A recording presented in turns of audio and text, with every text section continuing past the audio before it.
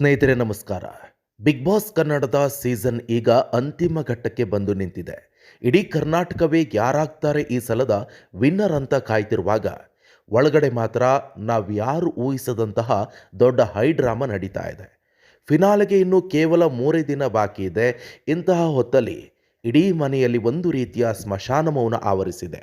ಯಾಕೆಂದರೆ big boss ಮನೆಯಲ್ಲಿ ಯಾರು ಎಲಿಮಿನೇಟ್ ಆಗ್ತಾರೆ ಅನ್ನೋದು ಈಗ ದೊಡ್ಡ ಪ್ರಶ್ನೆ. ಆದರೆ ಈಗ ಕೇಳಿ ಬರ್ತಿರುವಂಥ ಲೇಟೆಸ್ಟ್ ಸುದ್ದಿ ಕೇಳಿದರೆ ನಿಮಗೆ ನಿಜಕ್ಕೂ ಕೂಡ ಶಾಕ್ ಆಗುತ್ತೆ. ಈ ಕಂಪ್ಲೀಟ್ ಮಾಹಿತಿಯನ್ನು ಈ ವಿಡಿಯೋದಲ್ಲಿದೆ, ಕೊನೆ ತನಕ ನೋಡಿ. ಹಾಗೆ ನಮ್ಮ ಚಾನಲ್ಗೆ ಹೊಸಬರಾಗಿದ್ದಲ್ಲಿ ದಯವಿಟ್ಟು ನಮ್ಮ ಯೂಟ್ಯೂಬ್ ಚಾನಲ್ಗೆ ಸಬ್ಸ್ಕ್ರೈಬ್ ಆಗಿ, ಹಾಗೆ ಫೇಸ್ಬುಕ್ನಲ್ಲಿ ಫಾಲೋ ಆಗಿ. ಪ್ರಿಯ ವೀಕ್ಷಕರೇ, ಮೊದಲಿಗೆ ಈ ಸಲದ ಫಿನಾಲೆ ವೀಕ್ ತಲುಪಿರೋರ ಬಗ್ಗೆ ಮಾತನಾಡೋಣ. ಬಿಗ್ ಬಾಸ್ ಅನ್ನೋದು ಬರೀ ಆಟ ಅಲ್ಲ, ಅದು ಜನರ ಎಮೋಷನ್. ಈ ಸಲ ಫಿನಾಲೆಗೆ ಬಂದಿರುವಂಥ ಕೆಲವರನ್ನು ನೋಡಿದರೆ ಜನರಿಗೆ ಸಿಕ್ಕಾಪಟ್ಟೆ ಕೋಪ ಬರ್ತಾ ಇದೆ. ಅದರಲ್ಲೂ ಕೂಡ ಮುಖ್ಯವಾಗಿ ಧ್ರುವಂತ್ ಈ ವಾರದವರೆಗೂ ಇರೋದೇ ದೊಡ್ಡ ಮಿರಾಕಲ್ ಅಂತ ಜನ ಮಾತನಾಡ್ಕೊಳ್ತಿದ್ದಾರೆ. ಅವರು ಆಡಿದಂತಹ ಆಟಕ್ಕಿಂತ ಲಕ್ ಮೇಲೆ ಬಂದಿದೆ ಜಾಸ್ತಿ ಅಂತ ಜನ ಹೇಳ್ತಿದ್ದಾರೆ. ಇನ್ನು ರಕ್ಷಿತ ವಿಷಯಕ್ಕೆ ಬಂದರೆ ಆರಂಭದಲ್ಲಿ ಅವರು ಸಖತ್ ಎಂಟರ್ಟೈನರ್ ಆಗಿದ್ದರು. ಆದರೆ ಇತ್ತೀಚಿನ ವಾರಗಳಲ್ಲಿ ಅವರ ಬಿಹೇವಿಯರ್ ನೋಡ್ತಾ ಇದ್ದರೆ ಜನರಿಗೆ ಕಿರಿಕಿರಿ ಆಗ್ತಾ ಇದೆ ಅಂತ ಹೇಳ್ತಿದ್ದಾರೆ. ರಕ್ಷಿತ ಇಲ್ಲದೆ ಫಿನಾಲೆ ಅಷ್ಟೊಂದು ಮಜಾ ಇರಲ್ಲ ಅಂತ ಕೆಲವರು ಕೂಡ ಹೇಳ್ತಿದ್ದಾರೆ. ಬಹುತೇಕರು ಅವರು ಬದಲಾಗಿರೋ ರೀತಿಗೆ ಬೇಸರವನ್ನು ಮಾಡ್ಕೊಂಡಿದ್ದಾರೆ. ನೋಡಿ ಗೆಳೆಯರೆ, ಕಳೆದ ವಾರ ರಾಶಿಕಾ ಅವರನ್ನು ಮನೆಯಿಂದ ಆಚೆ ಕಳಿಸಿದ್ರಲ್ಲ, ಅಲ್ಲೇ ಬಿಗ್ ಬಾಸ್ ಮೇಲೆ ಅನುಮಾನ ಶುರುವಾಯಿತು. ರಾಶಿಕಾ ಅವರು ಎಷ್ಟೋ ಜನರಿಗಿಂತ ಸ್ಟ್ರಾಂಗ್ ಆಗಿದ್ದರು. ಕಾವ್ಯ ಇರ್ಬೋದು, ಧ್ರುವಂತ್ ಅಥವಾ ಬೇರೆ ಯಾರಿಗಾರು ಹೋಲಿಸಿದರೆ ಅವರು ಟಾಸ್ಕ್ ವಿಚಾರದಲ್ಲಿ ಅಥವಾ ಮನೆ ಜವಾಬ್ದಾರಿ ಆಗಲಿ ತುಂಬ ಚೆನ್ನಾಗಿ ಮಾಡ್ತಾಯಿದ್ರು. ಆದರೆ ಬಿಗ್ ಬಾಸ್ಗೆ ಬೇಕಿರೋದು TRP.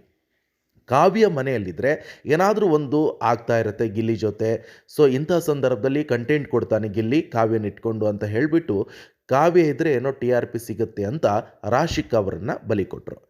ಇಲ್ಲಿ ಸ್ಟ್ರಾಂಗ್ ಕಂಟೆಸ್ಟೆಂಟ್ಗಿಂತ TRP ಕೊಡೋರು ಮುಖ್ಯ ಆಗಿಬಿಟ್ಟಿದ್ದಾರೆ. ಈಗ ಮೇನ್ ವಿಷಯಕ್ಕೆ ಬರೋಣ, ಅದೇ ಮಿಡ್ ನೈಟ್ ಎಲಿಮಿನೇಷನ್.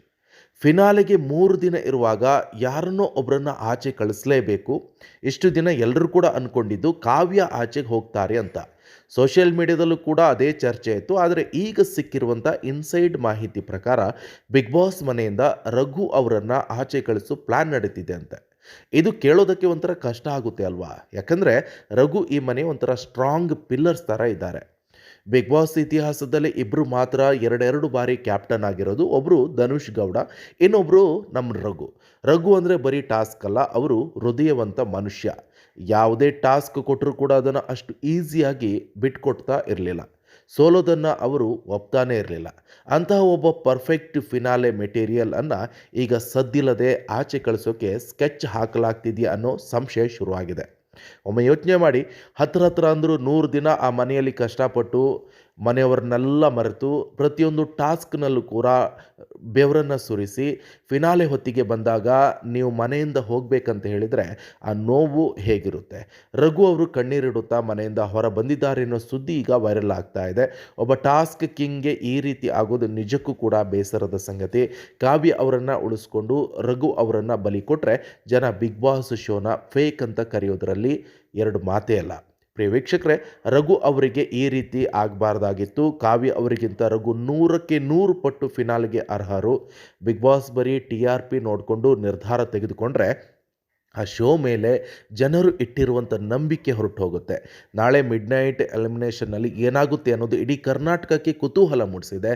ಒಂದು ವೇಳೆ ರಘು ಆಚೆ ಬಂದರೆ ಅದು ಈ ಸೀಸನ್ನ ಅತಿ ದೊಡ್ಡ ಅನ್ಯಾಯ ಆಗುತ್ತೆ.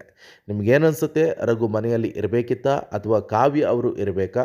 ಬಿಗ್ ಬಾಸ್ ಮಾಡ್ತಿರೋದು ಸರಿನಾ? ನಿಮ್ಮ ಅನಿಸಿಕೆಗಳನ್ನು ಕಮೆಂಟ್ ಮಾಡಿ ತಿಳಿಸಿ. ಇಂತಹ ಮತ್ತಷ್ಟು ಲೇಟೆಸ್ಟ್ ಅಪ್ಡೇಟ್ಸ್ಗಳಿಗಾಗಿ ನಮ್ಮ ಚಾನಲನ್ನು ಸಬ್ಸ್ಕ್ರೈಬ್ ಮಾಡೋದನ್ನು ಮರಿಬೇಡಿ. ಧನ್ಯವಾದಗಳು ಕರ್ನಾಟಕ.